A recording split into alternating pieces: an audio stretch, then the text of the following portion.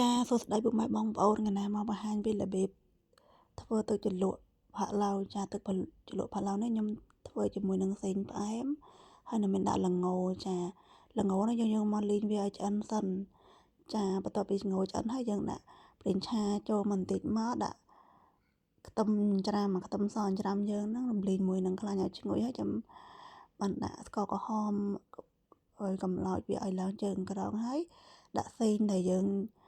ឲ្យយកទៅក្លុកហ្នឹងចូលចាយើងក្លុកក៏បានយើងច្រាំក៏បានដែរសេងហ្នឹង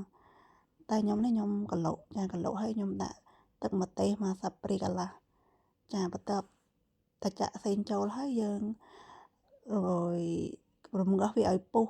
ហើយយើងដាក់ប៊ីចេងចូលមកដាក់ប៊ីចេងចូលហើយយើងភ្លក់តាមរសជាតិដែលយើងចង់បានអញ្ចឹងណាចានេះខ្ញុំភ្លក់ថារសជាតិល្មមហើយបាទខ្ញុំដាក់ល្ងចូលគឺជាការស្រេចហើយបងប្អូនចាហើយទឹកជ្រលក់នេះដែរយើងយកញ៉ាំជាមួយផាក់ឡូវក៏បានញ៉ាំជាមួយនឹងប្រហិតសាច់គោក៏បានដែរបងប្អូនពិតជាត្រូវជាតិគ្នាខ្លាំងមែនទែនចាបងប្អូនអាចធ្វើតាមខ្ញុំបានណារសជាតិប្លែកចាអរគុណចាបងប្អូនបាយបាយ